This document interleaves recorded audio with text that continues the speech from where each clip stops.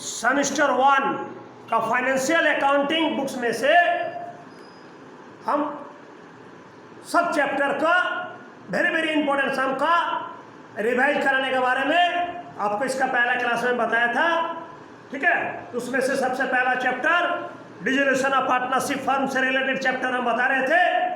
उसमें से एक सम कराया मैंने, वेरी वेरी इंपॉर्टेंट सम। आज हम डिसोल्यूशन ऑफ पार्टनरशिप फर्म का ही इंसॉल्वेंट ऑफ ऑल पार्टनर से रिलेटेड सम दो सम कराने जा रहे हैं। वेरी वेरी इंपॉर्टेंट सम, सब इंपॉर्टेंट सम हम करा रहे हैं, क्या कि लॉकडाउन खत्म होने के बाद ही आप लोग का एग्जाम होगा। इसलिए प्रत्येक चैप्टर से हम सेमेस्टर 1 का बीकॉम का very very important chapter financial accounting का कराएंगे। ओके, तो आज हम आपको इंसॉल्वेंट ऑफ टू पार्टनर्स नहीं करा के इंसॉल्वेंट ऑफ ऑल पार्टनर्स करा रहे। टू पार्टनर्स वन पार्टनर लगभग एक ही है, इसीलिए टू पार्टनर्स पर नहीं कराए। इसका पहला सम हम कराए इंसॉल्वेंट ऑफ वन पार्टनर, और गवर्नर वर्सेस मुर्रे के रूल के अनुसार इंपॉर्टेंट सम आज हम ऑल पार्टनर इंसॉल्वेंट का ऊपर सम करा रहे हैं। ओके, देखिए दो क्वेश्चन हम सॉल्व करेंगे आपको आज। देखिए question, in a firm X and Y share profit and losses in the ratio of 2/3 and 1/3 respectively. Full stop. Their firm is dissolved because all the partners became insolvent. Full stop. On the date of dissolution, their balance sheet was as follows. On the date of dissolution, their balance sheet was as follows. Balance sheet का structure बनाइए, छोटा सा बनाइएगा, ज़्यादा नहीं, 3-4 line का। Okay, liabilities amount, assets amount. Liability side में लिखिए क्रेडिटर्स, आउटर में 21,000, कैपिटल्स एक्स का इनर कॉलम में 1500, वाई का इनर कॉलम में 900, आउटर में 2,400। ओके, एसेट्स में लिखिए डेप्टर्स 4,500, आउटर में stock 6,000, furniture 2,400, machinery 9,000, cash 1,500। Okay, both side total 23,400, 23,400। नीचे लिखिए the expenses of dissolution amounted to ₹180 and the amount realized on sale of assets other than cash was ₹9,180, 9,180 रुपया। Full stop. Prepare the necessary account in the books of the firm. Prepare necessary account in the books of the firm. Question number 2 लिखिए, the balance sheet of X, Y and Z who share profit and losses in 3/5, 1/5 and 1/5 ratio stood as follows on 31st December 2008. Bracket में the date of dissolution. Balance sheet का structure बनाइए, liabilities amount, assets amount. Okay, liability side में लिखिए bank overdraft 60,000, creditors 45,000, X capital 15,000, जेड्स capital 10,000। Asset side में लिखिए cash 1,000, बियर 4,000, debtors 25,000, stock 40,000, plant 30,000, goodwill 10,000, Y's capital 20,000, both side total 1,30,000। नीचे लिखिए पैराग्राफ चेंज करके the assets realised ₹79,750 up and after paying ₹2,000 for realisation expenses, comma the liabilities were paid, liabilities were paid 75 paisa in a rupee, 75 paisa in a rupees. Full stop. So the final adjustment among the partners, comma assuming that they are all insolvent, सभी partner insolvent हो गया। Okay, चलिए पहला question हम पढ़ा रहे हैं। In a firm X and Y share profit and losses in the ratio 2:1. Their firm is dissolved because all the partners become insolvent. सभी पार्टनर इंसॉल्वेंट हो गया है। On the date of dissolution, their balance sheet was as follows. Balance sheet दे दिया है, इधर liabilities में creditors दिया है, दोनों का कैपिटल है बिजनेस ओके, एक्स का वाई का क्रेडिट बैलेंस है। इधर debtors stock furniture machinery cash, the expenses of dissolution amounted to ₹180, ठीक है, and the amount realised on the sale of assets other than cash ₹9,180, prepare the necessary account in the books of the firm. Necessary account बनाने बोला। All partner जब insolvent हो जाता है, जब all partner insolvent हो जाता है तो थोड़ा डिसोल्यूशन ऑफ पार्टनरशिप फर्म में क्वेश्चन पर डिपेंड करता है कि हम किस तरह से बनाएंगे और क्या क्या अकाउंट हम बनाएंगे, क्या क्या लेजर बनाएंगे, सामने ठीक है, क्या क्या अकाउंट बनाएंगे, क्या क्या लेजर हम मेंटेन करेंगे, ठीक है। जैसे कि सिंपल डिसोल्यूशन में या insolvent of one partner to partner में हम लोग क्या करते थे, रियलाइजेशन अकाउंट बनाते थे, पार्टनर्स कैपिटल अकाउंट बनाते थे, और लास्ट में हम लोग बैंक कैश का अकाउंट बनाते थे, है ना। लेकिन ऑल पार्टनर इंसॉल्वेंट में इस तरह का चीज नहीं है। रियलाइजेशन अकाउंट सबसे पहले बनाएंगे, और रियलाइजेशन अकाउंट में हम लोग क्या करते थे, ये सबसे बड़ा बात है। देखिए, जब रियलाइजेशन अकाउंट हम लोग बनाते हैं तो रियलाइजेशन अकाउंट में हम लोग एसेट्स को रियलाइजेशन का अकाउंट बनाएंगे, रियलाइजेशन अकाउंट पर्टिकुलर अमाउंट, इधर डेबिट इधर क्रेडिट, ओके। रियलाइजेशन का डेबिट में हम लोग एसेट्स को उसका बुक वैल्यू से ट्रांसफर करते थे, except cash in and cash at bank partners capital partners current को छोड़ के। रियलाइजेशन का क्रेडिट में outsider liabilities creditors BP bank loan जो भी है इस सबको ट्रांसफर करते थे क्रेडिट में। लेकिन जब ऑल पार्टनर इंसॉल्वेंट हो जाता है, सभी पार्टनर इंसॉल्वेंट हो जाता है, तो आउटसाइडर लायबिलिटीज को रियलाइजेशन का थ्रू करेंगे नहीं करेंगे ये क्वेश्चन पर डिपेंड करता है। इसलिए हम दोनों अलग अलग कंडीशन पर सम बताए हैं, एक बार रियलाइजेशन थ्रू करते हैं, एक बार नहीं करके बताए हैं, ठीक है। जैसा फिलहाल क्वेश्चन कैसे करके समझेंगे कि आउटसाइडर को रियलाइजेशन का क्रेडिट में करना है कि नहीं करना, तो उसके लिए हम सबसे पहले देखेंगे कि फर्म में ऑल पार्टनर इंसॉल्वेंट होने के बाद पहले से कैश कितना था, संपत्ति एसेट बेच के कितना आया, कोई पार्टनर पैसा ला रहा कि नहीं, ये सबको जोड़ेंगे। उसमें से डिसोल्यूशन का खर्चे को माइनस करेंगे। उसके बाद जो बैलेंस पैसा वो पैसा बच रहा है, वो पैसा क्रेडिटर्स का पेमेंट करने के लिए या आउटसाइडर लायबिलिटीज का पेमेंट करने के लिए अगर सफिशिएंट होता है तो रियलाइजेशन थ्रू करेंगे, अदरवाइज नहीं। जैसे इस क्वेश्चन में आइए, एसेट पहले से कैश कितना था देखिए ना, फर्म में कैश कितना था 1,500, ठीक है। एसेट्स रियलाइज होके कितना आ रहा देखिए, एंड एसेट्स रियलाइज,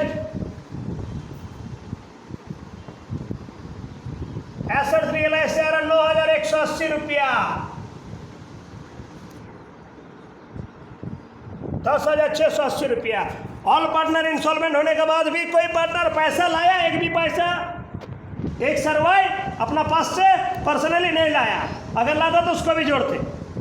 तो फर्म के पास पहले से पैसा था कैश 1,500, एसेट बेच के आया 9,180, टोटल हुआ 10,680। उसमें से क्या बोले, डिसोल्यूशन का एक्सपेंसेस सबसे पहले माइनस करेंगे। डिसोल्यूशन एक्सपेंसेस कितना दिया हुआ है 180 रुपया, इसको पेमेंट करना है, ये माइनस करेंगे तो बैलेंस कितना बच रहा है 10,500 रुपया बैलेंस बच रहा है। लेकिन मेरा पास क्रेडिटर था, एक ही आउटसाइडर लायबिलिटी है क्रेडिटर, वो क्रेडिटर था कितना रुपया ना 21,000 रुपया, और फर्म का पास पैसा बैलेंस बचा हुआ कितना रुपया 10,500 रुपया। पेमेंट करने के लिए सफिशिएंट पैसा नहीं है, इसीलिए आउटसाइडर लायबिलिटीज क्रेडिटर्स को रियलाइजेशन थ्रू नहीं करेंगे, उसका अलग से लेजर बनाएंगे, ओके। तो ये जो बैलेंस अमाउंट 10,500 है, यही पैसे क्रेडिटर्स को मिलेगा आगे जाके, ठीक है। तो रियलाइजेशन थ्रू क्रेडिटर्स को नहीं करना है, तो इसीलिए क्रेडिटर्स को रियलाइजेशन का क्रेडिट में ट्रांसफर नहीं किए हैं। तो सबसे पहले एसेट्स को रियलाइजेशन का डेबिट में ट्रांसफर करेंगे, क्या क्या, debtors account, to debtors account, stock account, furniture account, machinery account. Debtors 4,500, stock 6,000 रुपया, फर्नीचर 2,400, मशीनरी 9,000 रुपया, ओके। कैश को ट्रांसफर नहीं करेंगे, सिर्फ बुक वैल्यू से एसेट्स को ट्रांसफर करेंगे रियलाइजेशन का डेबिट में। Except cash in hand, cash at bank, partners capital, ये सबको छोड़ के तो खाली कैश है, कैश को नहीं करके बाकी एसेट्स को रियलाइजेशन का डेबिट में। आउटसाइड लायबिलिटी एक ही है, क्रेडिटर्स उसको रियलाइजेशन का क्रेडिट में ट्रांसफर करते हैं, लेकिन इसमें नहीं करेंगे। बार बार बता रहा हूं, पार्टनर इंस्टॉलमेंट में क्यों नहीं करेंगे हम आपको समझा देंगे। 2 हो गया। तीसरा, एसेट बेचने का एंट्री करते हैं। एंट्री का होता है कैश, कैश देके करेंगे, कैश है बैलेंस शीट में। Cash account debit realisation account, realisation के क्रेडिट में by cash account assets realise 9180 रुपया हो गया। 4 नंबर क्या करते हैं, डिजोल्यूशन का खर्चा के बारे में। फर्म डिजोल्यूशन का खर्चा कर रहे 180 रुपया एंट्री होता है रियलाइजेशन टू कैश, रियलाइजेशन का डेबिट में to cash account, dissolution expenses 180 रुपया। बस सर कुछ है नहीं, जोड़िए, इधर ज़्यादा इधर बैलेंस गिरेगा तो लॉस, इधर ज़्यादा इधर बैलेंस गिरेगा तो प्रॉफिट। इधर ही ज़्यादा है 22,080 रुपया, इधर भी लिखे 22,080 रुपया। 9,180 माइनस कीजिए, 12,900 रुपया लॉस हुआ तो लिखेंगे by loss on realisation transfer to X capital Y's capital 2:1 का रेशियो दिया हुआ 2/3 इंटू 12,900। इसका इस समय 8,600 लॉस गिरा। 1/3 इंटू 12,900 4,300 रुपया लॉस गिरा। आउटर में 12,900 रुपया। ओके, इसका बाद हम कैश का अकाउंट बनाएंगे। कैश का कैश अकाउंट, पर्टिकुलर अमाउंट इधर डेबिट इधर क्रेडिट। पहले से फर्म में कैश कितना है ना, टू बैलेंस रेडी 1,500 रुपया। संपत्ति बेच के पैसा कितना आया है, cash to realisation account assets realise 9,180। और फर्म में कहीं से भी पैसा नहीं आया था, हम नीचे भी बताए थे, कोई पार्टनर नहीं पैसा लाया इंस्टॉलमेंट होने का बावजूद भी। ठीक है, तो टोटल फर्म आया 10,680 रुपया। इस पैसा में से सबसे पहले पेमेंट किया हुआ ना डिजोल्यूशन का खर्चा, realisation through by realisation account, dissolution expenses 180 रुपया। बैलेंस कितना बचा, 10,500 रुपया। ये 10,500 किसका पेमेंट होगा, क्रेडिटर्स का पेमेंट होगा। एंट्री क्या करते, creditors account debit to cash account, cash का क्रेडिट में by creditors account 10,500 balancing figure paid to creditors 10,500। Okay, cash का बैलेंस हो गया, दोनों का टोटल 10,680 10,680। नेक्स्ट बनाएंगे क्रेडिटर्स का ledger, particular amount. Creditor liabilities है, कोई भी लायबिलिटीज का लेजर बनाएंगे। क्रेडिट बैलेंस होता है बाय बैलेंस शीट।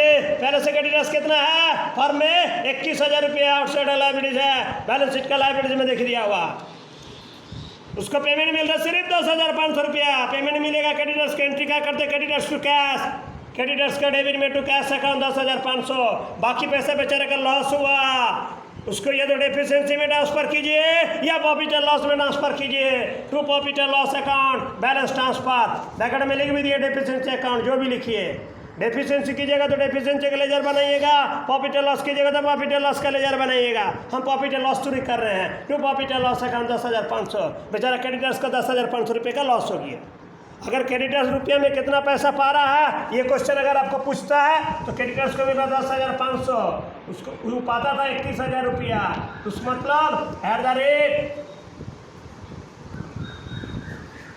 50 पैसा इन ए रुपी, 50 पैसा पा रहा है 1 रुपया में। ये लिख दीजिएगा जरूर अगर पूछता है तो। ओके, चलिए क्रेडिटर्स का अकाउंट भी बंद हो गया 21,000। नेक्स्ट बनेगा पार्टनर्स का capital account. Partners capital account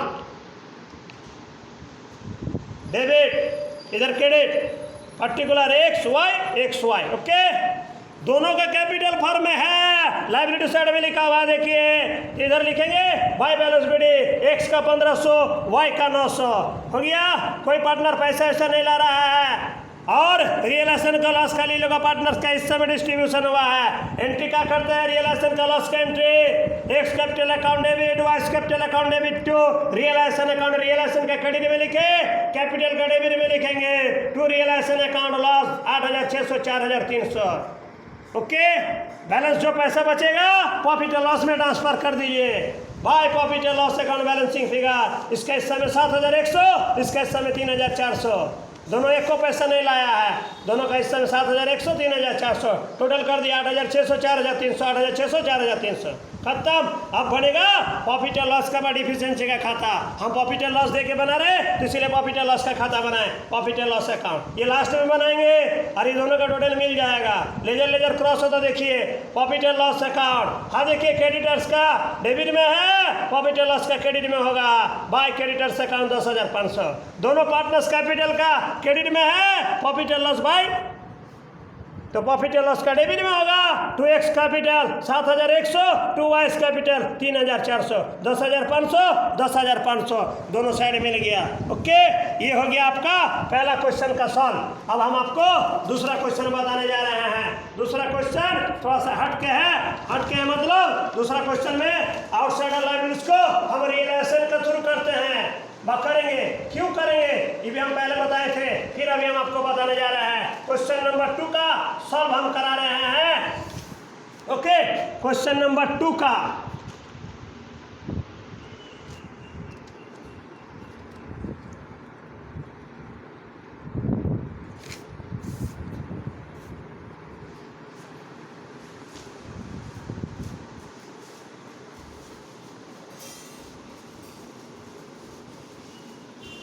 देखिए, क्वेश्चन नंबर 2 पढ़िए। क्वेश्चन नंबर 2 में 3 पार्टनर है, एक्स वाई और जेड 3 पार्टनर है और बैलेंस शीट में 2 आउटसाइडर लायबिलिटीज है, एक बैंक ओवरड्राफ्ट है और एक क्रेडिटर्स है। ओके, 2 आउटसाइडर लायबिलिटीज है, एक क्रेडिटर्स एक बैंक ओवरड्राफ्ट, और नीचे क्वेश्चन में बोला है सारा पार्टनर इंसॉल्वेंट हो गया है। चलाइए, क्वेश्चन नंबर 2 पढ़ रहे हैं। Balance sheet of X Y Z 3 partner 3 अगर ऐसे 3:1 दिया हुआ है, बैलेंस शीट दिया हुआ है, बैंक ओवरड्राफ्ट क्रेडिटर्स इधर एक्स कैपिटल और जेड कैपिटल दिया हुआ है, लायबिलिटी साइड में एसेट साइड में वाई का कैपिटल दिया हुआ है। ओके, और कैश भी है साथ में, फर्म का कैश 1000 रुपया है। नीचे क्वेश्चन में बोल रहा है एसेट रियलाइज हो क्या 79,750, डिजोल्यूशन का खर्चा दिया हुआ 2000 रुपया, लायबिलिटीज का पेमेंट किया जा रहा 75 पैसा इन रुपीज, 75 पैसा इन रुपीज, 1 रुपये में 75 पैसा पेमेंट किया जा रहा। लायबिलिटीज का मतलब दोनों लायबिलिटीज होता है, नॉट ओनली क्रेडिटर्स, मैंने क्रेडिटर्स भी होता है और बैंक ओवरड्राफ्ट भी होता है। ओके, आइए रियलाइजेशन का लेजर बना रहे, रियलाइजेशन अकाउंट, पर्टिकुलर अमाउंट इधर डेबिट इधर क्रेडिट। ओके, सबसे पहले रियलाइजेशन का डेबिट में एसेट्स को ट्रांसफर करेंगे बुक वैल्यू से, except cash in hand partners capital partners current को छोड़ के। काका है देखिए, बीआर है, डेटर्स स्टॉक है, प्लांट है, गुडविल है। रियलाइजेशन का डेबिट में to BR account, to debtors account, stock account, to plant account, to goodwill account. Okay, realisation के क्रेडिट में आउटसाइडर को ट्रांसफर करेंगे कि नहीं करेंगे, क्वेश्चन पर डिपेंड करता है, बार बार बता रहे हैं। तो इसके लिए हम लोग क्या देखने बोले थे, याद कीजिए। इसका पहले हम लोग देखने बोले थे फर्म का पास कैश कितना है। देखिए, फर्म का पास कैश कितना रुपया है, 1000 रुपया। एसेट्स रियलाइज होके कितना आ रहा है, देखिए and assets realise, asset realise होके आ रहा है 79,750।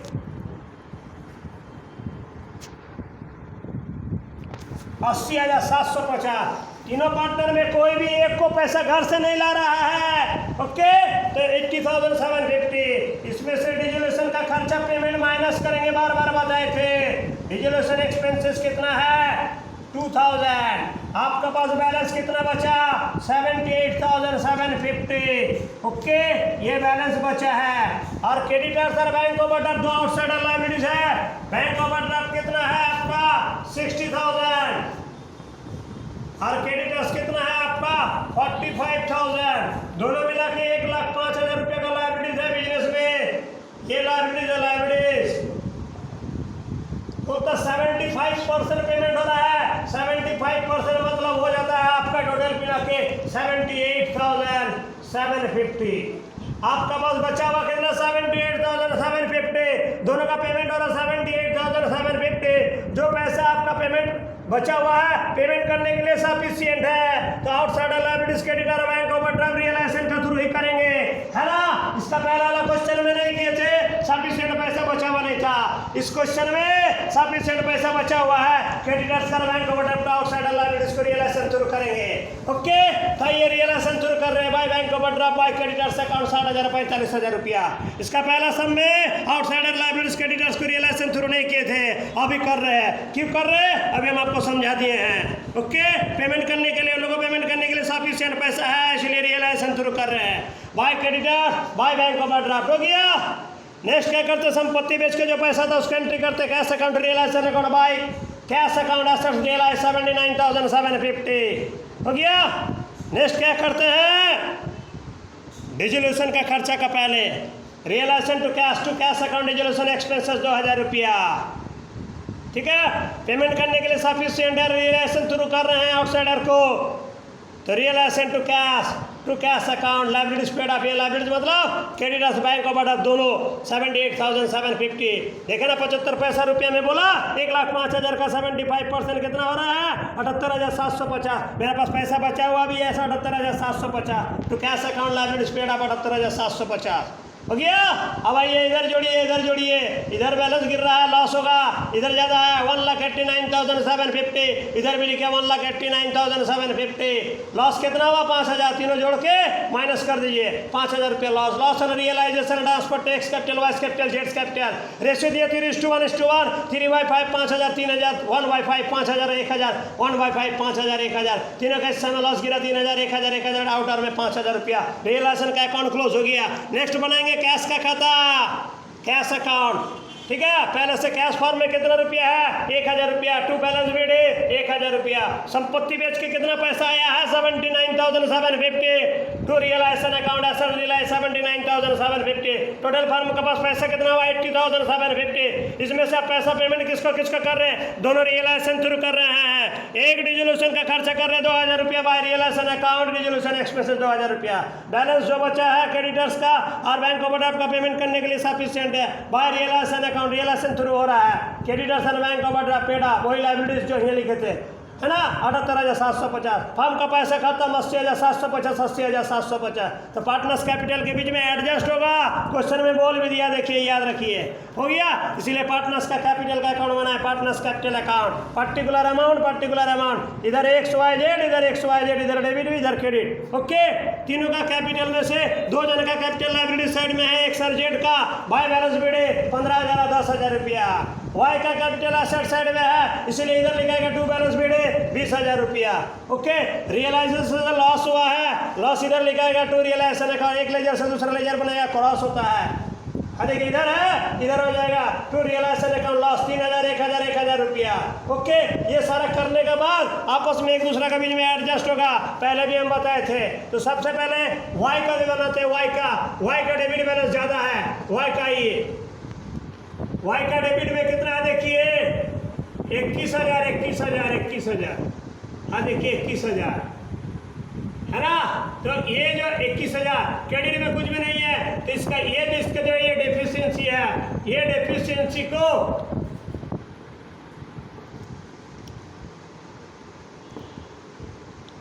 किसका किससे हिस्से में डिस्ट्रीब्यूशन होगा, एक सर जेड में कौन रेशियो से, उन लोगों का कैपिटल रेशियो सिखाएंगे, दोनों का कैपिटल लायबिलिटी साइड में है 15,000 और 10,000 रुपया।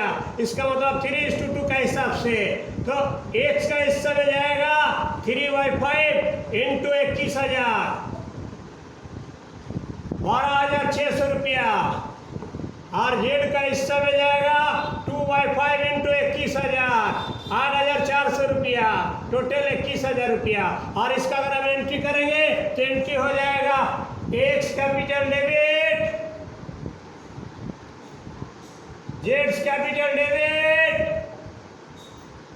टू वाइस कैपिटल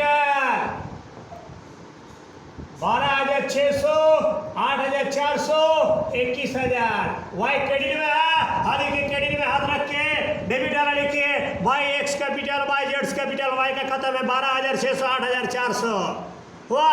और दोनों डेबिट में है, दोनों डेबिट में हाथ रखिए, क्रेडिट वाला लिखिए टू वाइस कैपिटल, एक्स का खत्म है 12,600, वाई का खत्म है 8,400। चलिए वाई का अकाउंट बंद कर दीजिए 21,000। ये खाता वाई का बंद करने के बाद क्या दिखाई दे रहा है कि जेड का इस साइड में डेबिट साइड में, जेड का डेबिट साइड में कितना हो रहा है ना 9,400। एक्स का क्रेडिट साइड में देखिए, क्रेडिट साइड में कितना हो रहा है, एक्स का क्रेडिट साइड में 15,600।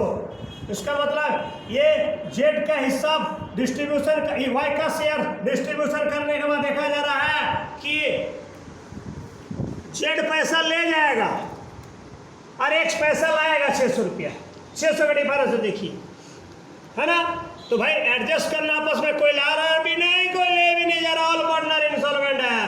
तो जिसका भी बैलेंस गिर रहा है, दोनों का कैपिटल में एक दूसरे का ट्रांसफर कर दिया जाएगा। देखिए इधर आ जा रहा 9,600, इधर आ जा रहा है 9,400, इधर 600 रुपया शॉर्ट हो रहा, लिखेंगे to X capital account, X में ट्रांसफर हो जाएगा 600 रुपया।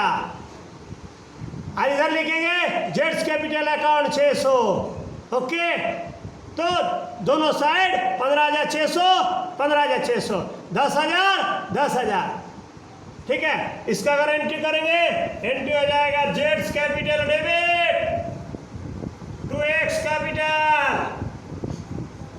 600, 600, जेड का डेबिट में टू एक्स कैपिटल लिखे 600, एक्स क्रेडिट में वाई जेड कैपिटल लिखे 600, 15,600, 15,600, 10,000, 10,000। इसको बोला जाता है आपस में एडजस्ट करना, कोई लाएगा नहीं, कोई ले भी नहीं जाएगा। ओके, ये कंप्लीट हो गया। दोनों तरह का सम हम बताए हैं ऑल पार्टनर इंस्टॉलमेंट में। आउटसाइडर को कब रियलाइजेशन शुरू करेंगे और कब नहीं करेंगे, दोनों अलग अलग कंडीशन में हम आपको सम बताए। ओके, आज हो गया ऑल पार्टनर इंस्टॉलमेंट का पर सम। बार बार बता रहे, वेरी वेरी इंपॉर्टेंट, हम चैप्टर का सम सब बता रहे हैं, प्रत्येक चैप्टर का वेरी वेरी इंपॉर्टेंट सम। ठीक है, घर में अच्छे से प्रैक्टिस कीजिएगा। लॉकडाउन के बाद हम जो जो बना रहे हैं बता रहे हैं, सारा चीज हम देखेंगे, सारा क्वेश्चन। ओके, ठीक है, आज कंप्लीट हो गया। ठीक है, आगे जाके लाइक कीजिएगा, शेयर कीजिएगा और साथ में सब्सक्राइब कीजिएगा और घंटे भी बजाइएगा। बाय।